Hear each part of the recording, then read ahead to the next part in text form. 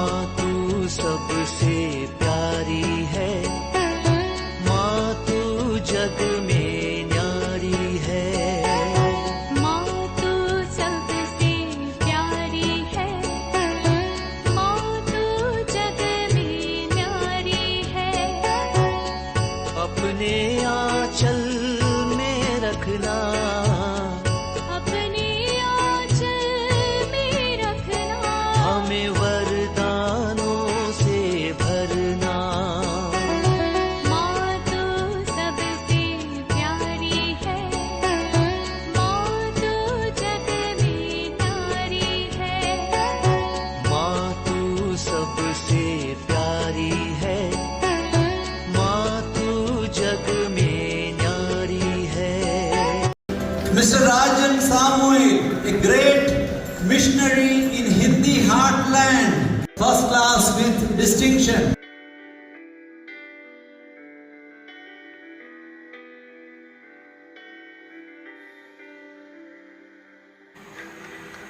पिता, पुत्र और पवित्र आत्मा के नाम पर आमीन। आप सबों को जय यीशु। 2 दिन पहले मैं पवित्र मिस्सा के दौरान जो नृत्य करने के विषय में क्लास लिया, कई लोगों ने टिप्पणियां मैं पढ़ लिया। कई लोगों को क्लास अच्छा लगा, वो सुझाव अच्छा लगा, मुझे बहुत खुशी है।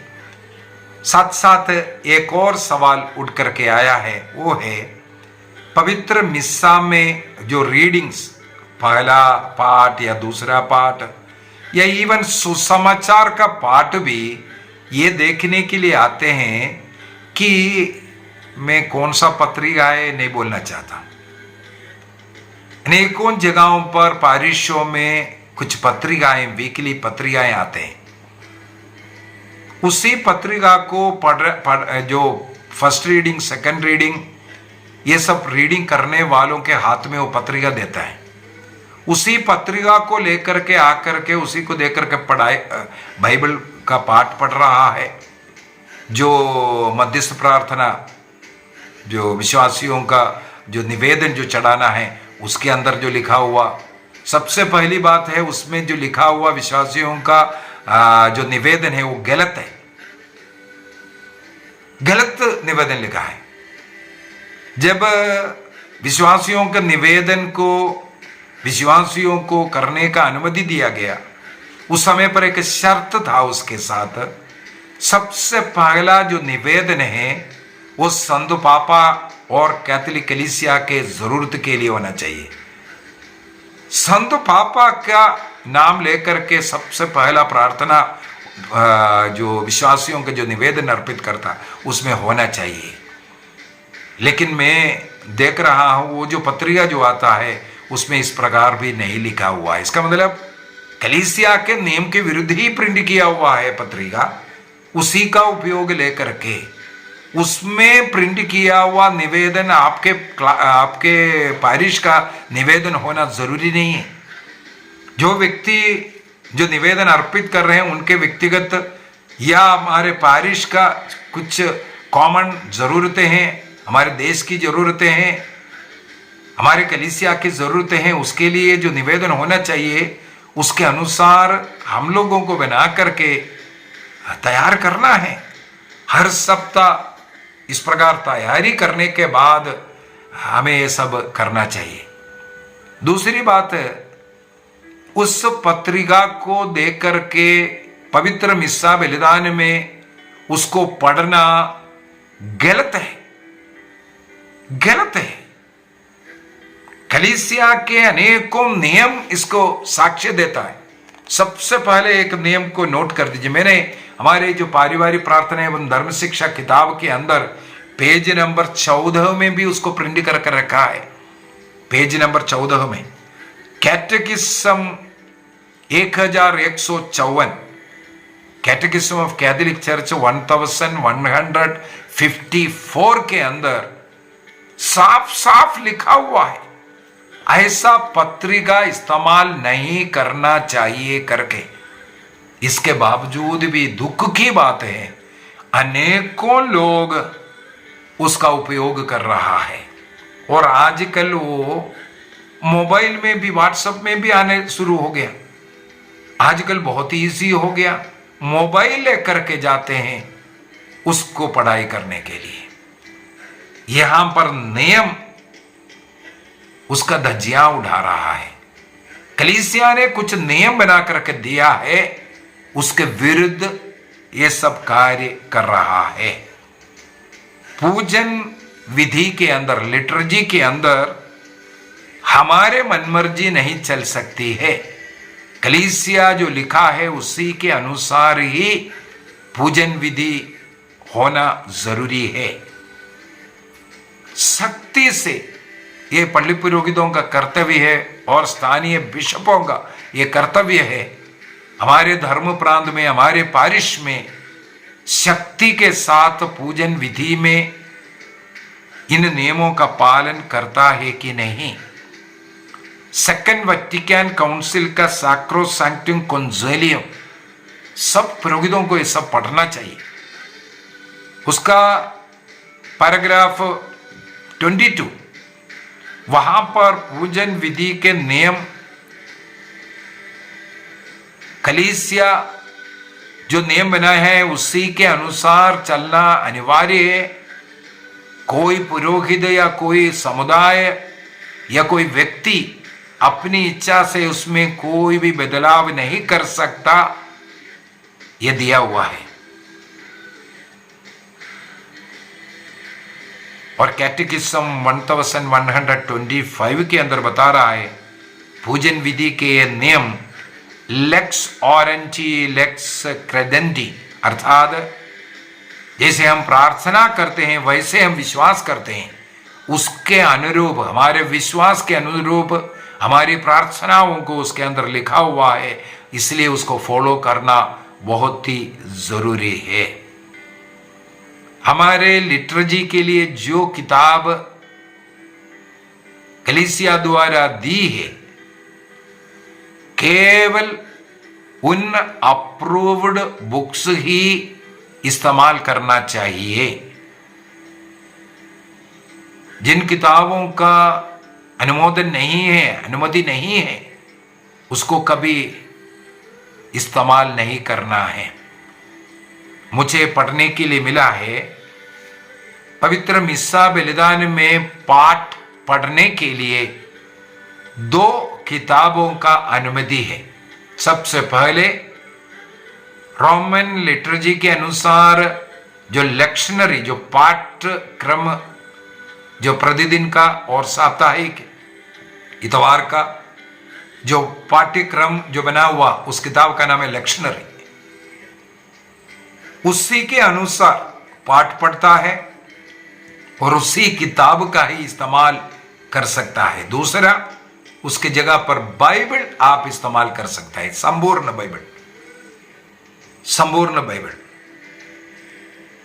इसके अलावा कोई भी किताब, चाहे पहला पाठ हो या दूसरा पाठ हो या पुराना विधान से हो या नया विधान से हो, कोई भी पाठ, सुसमाचार पाठ, किसी के लिए भी कोई भी पत्रिका अनुमति नहीं है। और मिसा के लिए जो मिसल है केवल उसी का इस्तेमाल करना है। अन्य रिचुअल के लिए, जो संस्कारों के लिए किताब दिया हुआ है, उसी किताब का उपयोग करना चाहिए।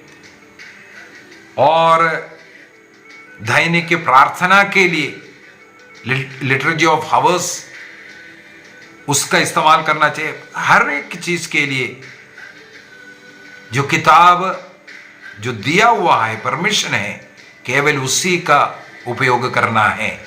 किसी कागज का, किसी फोटो कॉपी लेकर के उसको पढ़ करके, या कुछ ऐसा प्रिंट कर करके आ रहा है, अभी सप्ताह सप्ताह महीने में आ रहा है, उसका इस्तेमाल करना मना है। मोबाइल या टैबलेट इस्तेमाल कर करके पाठों को पढ़ना मना है। कलीसिया में जो अनुमति नहीं दिया है उसका इस्तेमाल कभी नहीं करना चाहिए। कई चर्च डॉक्यूमेंट इसी के ऊपर बनाया हुआ है। कॉन्ग्रीगेशन फॉर डिवाइन वर्शिप का साक्रमेंटुम रिडेम्पशनिस साक्रमेंटुम 36 के अंदर कुछ नियम बना कर दिया है। पढ़ने वाला व्यक्ति उन पाठों को उस दिन के पाठ के अनुसार लेक्शनरी में जो दिया हुआ है उसके अनुसार ही लेक्शनरी से पढ़ना चाहिए, अन्य किसी पुस्तक इस्तेमाल नहीं कर सकता, यह नियम दिया हुआ है। General instruction of Roman micelles GIR उसके 57-58 में भी इसी प्रकार दिया हुआ है। वो भी वो पाठ चाहे फर्स्ट रीडिंग हो या सेकंड रीडिंग हो या सुसमाचार का रीडिंग हो, उसके लिए एक आम जो बाइबल पढ़ने वाला जगह केवल वहीं से पढ़ना चाहिए, अन्य किसी जगह से नहीं पढ़ना है। इसका नियम GIR general instruction of Roman Missal 57 और 58 के अंदर दिया है। कहाँ खड़े होकर के पढ़ना, इसको भी नियम बना करके है। पवित्र मिस्सा बलिदान मजाक का जगह नहीं है, अपना मनमर्जी को चलाने वाला जगह नहीं है। रेस्पेक्ट देना है, कलीसिया के नियम का आदर कीजिए। GIR 44, 133, 175 आदि में पवित्र जो बाइबल का और जो पाठ जो सुसमाचार पाठ पढ़ रहा है उसका किस प्रकार आदर करना है, उसका एक विधि दिया हुआ है।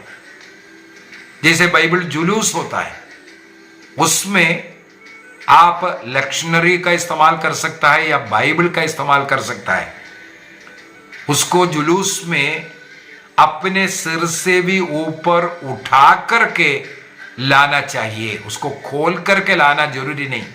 कई लोग खोल करके लाता है, आगे की ओर खोलता है, पीछे की ओर खोल रहा है, पता नहीं क्या क्या नहीं खोल रहा है। मत खोलिए, उसको बंद रखिए, उसका फेस आगे की ओर रख करके आप उसको सिर के ऊपर उठा कर रखिए। इसके बाद जो जगह तैयार है आंबो, वहां पर सीधा ला करके वहां रखता है। इसके बाद पुरोहित द्वारा इंसेंस धूप चढ़ाया जाता है। पुरोहित उस ग्रंथ को चूमते हैं आदर देने का। वो प्रभु ईसा मसीह का प्रतीक के रूप में, वचन ईसा मसीह का प्रतीक है, इसलिए उसको चूमते हैं। जो कागज लेके आता है, टैबलेट लेके आता है, मोबाइल लेके आता है, उसको इस प्रकार उठा करके जुलूस में लेके नहीं आ जाता है। इसलिए नियम दिया हुआ है इसके लिए सब, जिसको किसको इस्तेमाल करना है, किसको इस्तेमाल नहीं करना है। और हम जो है, जो बाइबल पढ़ने वाला जो पीठ जो जगह है, वो एक पवित्र जगह है। उसकी गरिमा को, उसकी पवित्रता को कायम रखने के लिए एक और नियम मुझे पढ़ने के लिए मिला। वो GIR general instruction of Roman Missal उसका 309 के अंदर आंबों में केवल पाठों को, बाइबल पाठों को पढ़ने के लिए, वचन की घोषणा करने के लिए इस्तेमाल करना है, अन्य अनाउंसमेंट के लिए इसलिए एक दूसरा जगह चुना जाता है। आंबों में नहीं, अन्य जगह पर उसको करने का GIR 309 में बता रहा है। कई चर्चों में दो जगह पर ऐसा पेट जो अनाउंसमेंट का और जो पाठ पढ़ने के लिए आंबो, ये दोनों दो जगह पर अनेकों चर्च में हम लोग पाते हैं। ये होना एक्चुअली लैटिन जो तरीके से ये होना जरूरी है। साथ ही साथ एक और बात मैं बोलकर के देना चाहूंगा, उन क्लास में भी मैंने बोला जो म्यूजिक के विषय में, सैक्रोसैंक्टुम कॉन्जुलियम 112 के अंदर जो पवित्र मिस्सा के संगीत पूजन विधि के अभिन्न अंग है, जिस प्रकार जो पाठ है उसके अनुसार गीत, जिस प्रकार का सब्जेक्ट, जिस प्रकार का जगह पर गीत गाना है उसके अनुसार गीत को चुनना जरूरी है। और म्यूजिकल इंस्ट्रूमेंट कौन सा होना चाहिए उसको भी वहां पर बोल करके दे रहा है। सबसे जो रोमन लिटरेचर के अनुसार, विशेषकर जो लैटिन मास जो चलता था उस समय पर हमें मालूम है ग्रेगोरियन चैंट बहुत ही उत्तम रहता था। और सैक्रोसैंक्टुम कंसिलियम संख्या 116 के अंदर इन ग्रेगोरियन चैंट का, ग्रेगोरियन गीत का मेंशन भी किया हुआ है। हमारे कल्चर के अनुसार जो बाजाएं जो इस्तेमाल करता है वो सुरीली आवाज का, भक्ति लाने वाला आवाज का इंस्ट्रूमेंट को इस्तेमाल करने का रेकमेंड किया हुआ है। यदि हम लोगों के पास हमारे कल्चर के अनुसार कुछ इंस्ट्रूमेंट है, उन्हीं को जो मिस्सा बलिदान में भक्ति ला सकता है, अल्लाह मचाने वाला, शोर मचाने वाला, आवाज करने वाला इंस्ट्रूमेंट को मना किया हुआ है। और कुछ जैसे पाइप ऑर्गन है, जो पवित्रता दर्शाने वाले कुछ ऐसे वाद्य यंत्र अगर है, उन चीजों को, जैसे हमारे भारतीय परंपरा विशेषकर जो आदिवासी कल्चर वगैरह में बहुत ही सुरीली, जो मांदर जैसे जो आवाज, बहुत ही सुरीली आवाज होता है, उसका साथ गीत गाना हृदय को छूने वाला, ऐसे वाद्य यंत्रों का इस्तेमाल करने का रेकमेंड किया हुआ है। रॉक पॉप स्टाइल वाला इंस्ट्रूमेंट, ड्रम सेट को इस्तेमाल करना मिस्सा में, ये सब मना किया हुआ है। ये सब हम लोगों को ध्यान रखने वाली बात है। और गीतों के कौन सा चुनाव करना है उसमें भी जनरल इंस्ट्रक्शन ऑफ रोमन मिसल के अंदर GIR 48 के अंदर, जैसे एंट्रेंस गीत के लिए कैसे होना है, ऑफेट्री के समय पर, कम्युनियन के समय पर, उसमें कुछ गीत अप्रूव्ड किया हुआ, चर्च का अप्रूव्ड गीत है, केवल इसी का इस्तेमाल करना। और फर्स्ट रीडिंग, सेकंड रीडिंग, सुसमाचार के अनुसार उसके बीच में जो गाने वाला गीत चुनना बहुत ही जरूरी है। ये GIR 48 के अंदर साफ साफ बोल करके दे रहा है। यूथ कैटेकिज्म 194 में भी हम लोगों को सिखाता है पूजन विधि में सब कुछ ईश्वर की महिमा के लिए होना चाहिए। वहां पर मनोरंजन का कोई भी उपकरण, कोई भी गीत नहीं होना चाहिए। इसके बाद जो पाठ पढ़ने वाला व्यक्ति हमेशा तैयारी होकर के, वो पाठ जहां पढ़ना है वहां वो पाठ 2-3 बार पढ़ करके सीखने के बाद अच्छी तरह, जगह कोमा डाला है, जगह फुल स्टॉप डाला है, उसी प्रकार उसको पढ़ने की जरूरत है। GIR 99 से लेकर के 101 तक जनरल इंस्ट्रक्शन फॉर रोमन मिसल, उसके संख्या 99 to 101 तक, ये जो रीड करने वाला एक प्रकार का एक मिनिस्ट्री है, एक सेवकाई है, तो उनको प्रॉपर प्रशिक्षण देना और उस लेक्शनरी से पढ़ करके कई बार उसको रिपीट कर करके वो स्पष्ट धीमी आवाज में और गंभीर आवाज होना चाहिए और भक्ति पूर्वक उसको पढ़ना चाहिए। एक प्रकार का गीत गाते इसी प्रकार उसको पढ़ना चाहिए। और वहां पर पढ़ने के लिए जो जाने वाला उचित वस्त्र धारण किया हुआ होना चाहिए। ये ध्यान रखने वाली बात है। GIRM 99, 100, 101 में ये बता करके दे रहा है। कैनन लॉ 230 के अंदर जो साधारण स्त्री या पुरुष लेमन ये पाठ पढ़ने का अनुमति है करके बता करके दे रहा है। कैनन लॉ 230 के अंदर इन नियमों को तोड़ना घोर पाप है, आत्ममारू पाप है। इसलिए इस नियम के अनुसार हमें रहना बहुत ही जरूरी है। कोई भी लिटर्जी हो रहा है, उसके अनुसार का किताब, उसके अनुसार प्रार्थना, उसके अनुसार का गीत चुनना जरूरी है। कैनन लॉ 846 में यह बता करके दे रहा है। आइए हम अपनी आंखें बंद करें।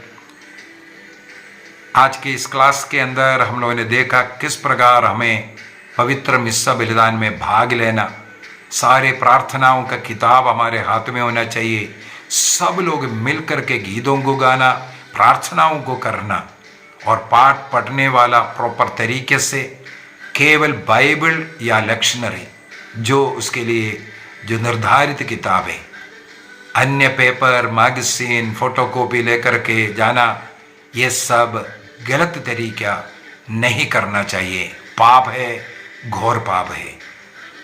प्रभु हम सबों को आशीष दे, पिता, पुत्र और पवित्र आत्मा के नाम पर आमीन। आप सबों को जय यीशु।